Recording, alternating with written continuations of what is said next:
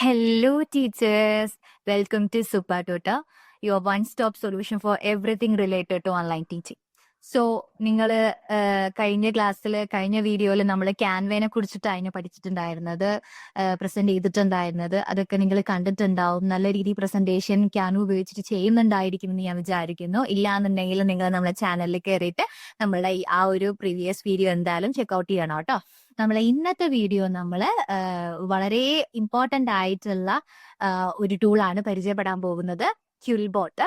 അപ്പൊ ക്യുൽബോട്ട് മെയിൻ ആയിട്ട് നമ്മൾ യൂസ് ചെയ്യുന്നത് എന്തിനാന്ന് വെച്ച് കഴിഞ്ഞാൽ, സോ നമുക്ക് നല്ല കമ്മ്യൂണിക്കേഷൻ, നല്ല അടിപൊളിയായിട്ട് ഇംഗ്ലീഷ് ഒക്കെ സംസാരിക്കുന്നവരാണ് എന്നുണ്ടെങ്കിൽ ചിലപ്പോൾ ഇത് അങ്ങനെ യൂസ്ഫുൾ ആണെന്നില്ല. ബട്ട് നമ്മളൊരു ആവറേജോ ബാഡോ ആയിട്ടുള്ള ഒരു ഇംഗ്ലീഷ് ഉള്ള ഒരാളാണ് എന്നുണ്ടെങ്കിൽ നമുക്ക് എപ്പോഴും ഒരാളോട് കമ്മ്യൂണിക്കേറ്റ് ചെയ്യുമ്പോഴോ, നമ്മളൊരു എസ്സേ ടൈപ്പ് ചെയ്യുമ്പോഴോ, അല്ലെങ്കിൽ നമ്മളൊരു മെസ്സേജ് വേറെ ആർക്കെങ്കിലും ഫോർവേഡ് ചെയ്യുമ്പോഴോ ഒക്കെ നമുക്ക് എന്തായിരിക്കും, ഭയങ്കര കോൺഷ്യസ് ആയിരിക്കും നമ്മൾ, അല്ലെ? ഇതിൽ എന്തെങ്കിലും ഗ്രാമാറ്റിക്കൽ എറേഴ്സ് ഉണ്ടോ, ഇതിനെ കുറച്ചും കൂടെ എൻഹാൻസ് ചെയ്യൽ എങ്ങനെയാണ്, അതുപോലെ തന്നെ അങ്ങനെയുള്ള കാര്യങ്ങളൊക്കെ ചിലപ്പം നമ്മൾ ഒരു എസ്സേയോ അങ്ങനെയുള്ള കാര്യങ്ങളൊക്കെ നമുക്ക് എഴുതണം എന്നുണ്ടായിരിക്കും. ബട്ട് നമുക്കത് എങ്ങനെ ഇംഗ്ലീഷിൽ എക്സ്പ്രസ് ചെയ്യണം എന്ന ഫീലിംഗ് എന്ന് അറിയാതെ നമ്മൾ ChatGPT അതുപോലെയുള്ള എക്സ്റ്റേണൽ ടൂളുകളൊക്കെ യൂസ് ചെയ്യാറുണ്ട്. അപ്പൊ നമുക്ക് ക്യുൽബോട്ട് ഉപയോഗിച്ചിട്ട് നമ്മൾക്ക് പരിമിതമായ രീതിയിലുള്ള വൊക്കാബുലറി ഉപയോഗിച്ചുകൊണ്ട് നമ്മൾക്ക് അറിയാവുന്ന രീതിയിൽ നമ്മുടെ ഫീലിങ്സിനെ എക്സ്പ്രസ് ചെയ്യാം. അത് കഴിഞ്ഞിട്ട് അതിനെ നമുക്കത് എൻഹാൻസ് ചെയ്യാൻ വേണ്ടി പറ്റും, സെയിം മീനിങ്ങോട് കൂടി കുറച്ചും കൂടെ നല്ല രീതിയിൽ. അതുപോലെ തന്നെ നമുക്കിത് ഗ്രാമർ ചെക്കർ ഉണ്ട്,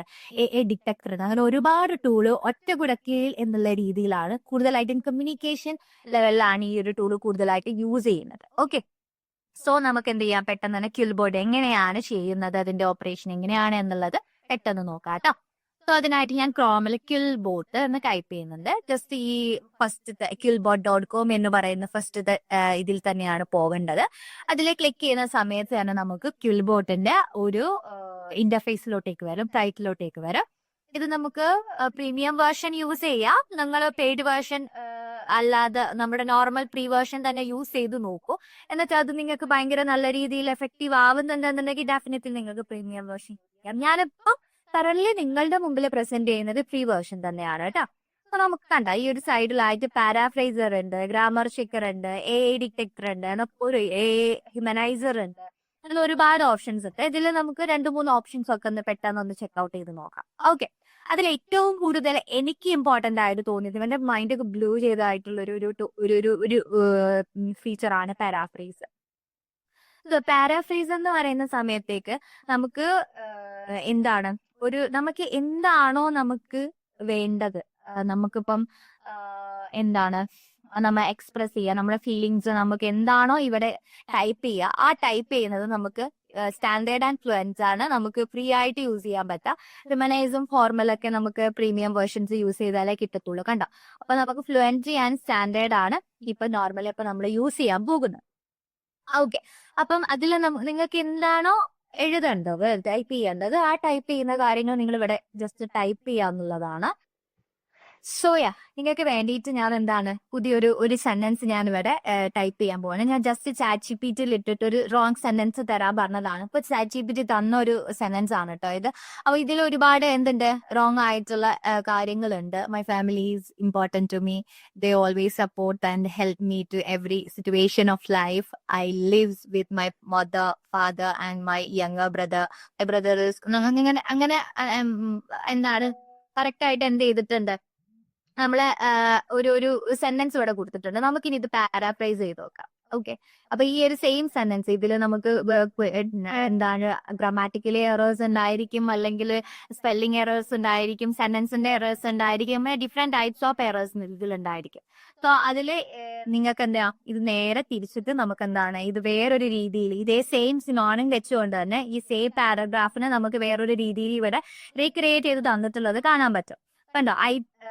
പ്ലീസ് എന്നൊക്കെ പറഞ്ഞിട്ട് കറക്റ്റ് ആയിട്ട് എന്ത് ചെയ്തിട്ടുണ്ട്, ഈ ഒരു സെയിം മീനിങ് അടങ്ങുന്ന കാര്യത്തിനെ കുറച്ചും കൂടെ എന്ത് ചെയ്തിട്ടുണ്ട്, നല്ല രീതിയിൽ ഇംഗ്ലീഷിലുള്ള വൊക്കാബുലറി ഒക്കെ യൂസ് ചെയ്തിട്ട് ഗ്രാമർ കാര്യങ്ങളൊക്കെ ചെക്ക് ചെയ്തിട്ട് കുറച്ചും കൂടെ നല്ല രീതിയിൽ ചെയ്തിട്ടുണ്ട്. സോ ഇതെന്ന് പറഞ്ഞാൽ എനിക്കൊക്കെ ഭയങ്കര ഉപകാരപ്പെടുന്ന ഒരു കാര്യമാണ്. കാരണം നമ്മൾ ചിലപ്പോൾ എല്ലാവരും ഇംഗ്ലീഷിൽ ഭയങ്കര എക്സ്പേർട്ട് ഒന്നും ആയിക്കോളുന്നില്ല. അപ്പൊ നമുക്ക് നമ്മൾ ടൈപ്പ് ചെയ്യുന്ന കാര്യങ്ങൾ നമ്മളെ സെയിം ഫീലിങ്സ് തന്നെ വരികയും വേണം. ബട്ട് അത് കുറച്ചും കൂടെ നല്ല രീതിയിൽ എൻഹാൻസ് ചെയ്ത് തരികയാണെന്നുണ്ടെങ്കിൽ അതാണ് ബെറ്റർ, ഏതൊരു AI യൂസ് ചെയ്തിട്ട് തരുന്നതിനെക്കാട്ടിലും, അല്ലെ? സോ നമുക്ക് എന്ത് ചെയ്യാം, നമുക്ക് ഇഷ്ടമുള്ള രീതിയിൽ സ്പെല്ലിംഗ് മിസ്റ്റേക്കോ ഗ്രാമാറ്റിക്കൽ എററോ സെന്റൻസ് എററോ ഒരു ടൈപ്പ് എററും നിങ്ങൾ മൈൻഡ് ചെയ്യാതെ നിങ്ങൾക്ക് നിങ്ങളുടെ ഇമോഷൻ എന്താണോ ആ ഇമോഷൻ നിങ്ങൾ ഇതിലേക്ക് ടൈപ്പ് ചെയ്യാം. എന്നിട്ട് അത് പാരാഫ്രൈസ് ചെയ്യാം. നമുക്ക് സ്റ്റാൻഡേർഡ് ആണ് ഇപ്പോൾ കൊടുത്തിട്ടുള്ളത്. ഇനി ഫ്ലുവൻസി കൊടുത്തു കഴിഞ്ഞാൽ ഒന്നും കൂടെ റീപ്ലേസ് ആവും, ഇത് ഓട്ടോമാറ്റിക്കലി റീപ്ലേസ് ആവും. അപ്പൊ അത് കുറച്ചും കൂടെ ഫ്ലുവന്റ് ആയിട്ട് കണ്ടപ്പോൾ my family is important to me എന്ന് പറഞ്ഞിട്ട് നമ്മുടെ സെന്റൻസ് ഒന്നും കൂടെ റീക്രിയേറ്റ് ചെയ്തിട്ടുണ്ട്. സോ നമുക്ക് ഇതിന്റെ ഡിഫറൻസ് വായിച്ചാൽ തന്നെ മനസ്സിലാവും എത്രത്തോളം നല്ല രീതിയിലായിരുന്നു റീഫ്രേസ് ചെയ്ത് തന്നിട്ടുള്ളതെന്ന്.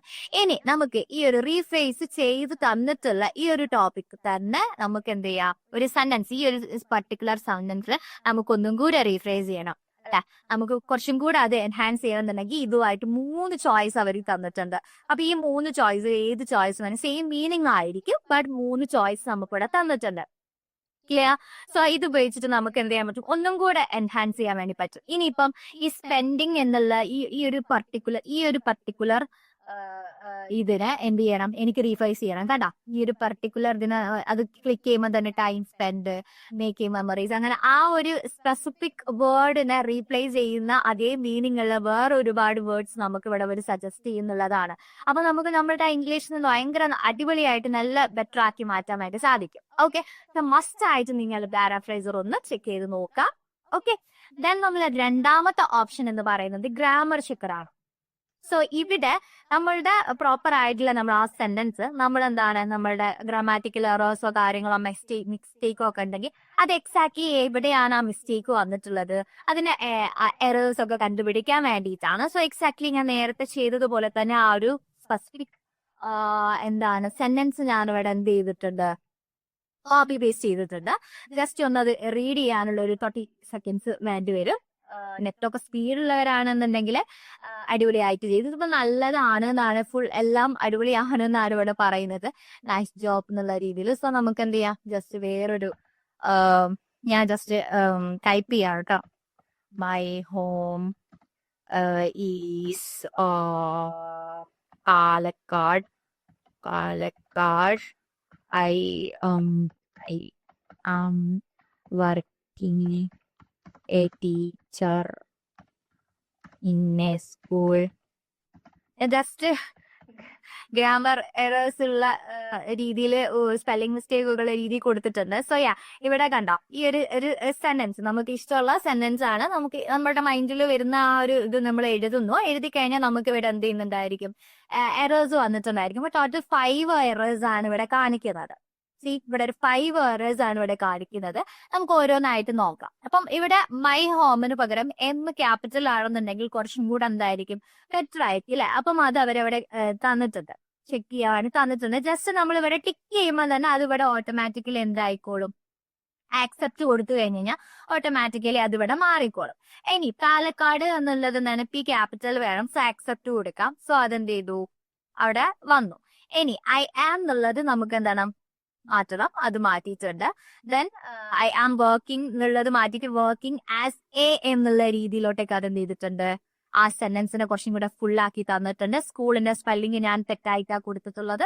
സോ അതും നമുക്ക് എന്ത് ചെയ്തിട്ടുണ്ട്, തന്നിട്ടുണ്ട്. സോ നമ്മൾക്ക് എന്താണോ നമ്മളുടെ ഫീലിംഗ്, ആ ഫീലിംഗ് നമുക്ക് എന്ത് ചെയ്യാം, നമ്മുടെ ടൈപ്പിൽ നമുക്ക് അറിയാവുന്ന രീതിയിൽ നമ്മൾ എന്ത് ചെയ്യുക, ടൈപ്പ് ചെയ്ത് കൊടുക്കാം.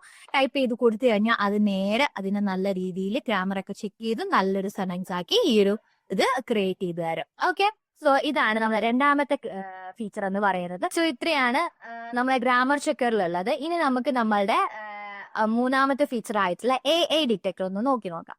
സോ AI ഡിറ്റക്ടറിൽ നമുക്ക് കൂടുതലായിട്ടും നമ്മളിപ്പം നമ്മളെ എംപ്ലോയീസോ നമ്മളെ സ്റ്റുഡൻസോ ഒക്കെ നമുക്ക് ഒരു വർക്ക് സബ്മിറ്റ് ചെയ്യുകയാണെന്നുണ്ടെങ്കിൽ ആ വർക്ക് AI യൂസ് ചെയ്തിട്ടാണോ അല്ലെങ്കിൽ AIയുടെ ഇൻഫ്ലുവൻസ് ഉണ്ടോ എന്നുള്ളത് നമുക്ക് ഐഡന്റിഫൈ ചെയ്യാൻ പറ്റുന്ന ഒരു ടൂളാണ്. സോ നമുക്ക് ഇതൊന്ന് ജസ്റ്റ് എന്ത് ചെയ്യാം, ചെയ്തു നോക്കാം. ഞാനിപ്പം ChatGPT ഉപയോഗിച്ചിട്ട് ഗ്ലോബൽ വാർമിനെ കുറിച്ചിട്ട് എനിക്കൊരു 200 വേർഡ്സ് എസ്സേ വേണം എന്നുള്ളൊരു പ്രോംപ്റ്റ് ടൈപ്പ് ചെയ്തിട്ട് ഉണ്ടാക്കിയിട്ടുള്ള ഒരു ഐഡിയ ആണ്, ഈ ഒരു വേർഡ്സ് ആണ് ഇതിലുള്ളത്. ക്ലിയർ?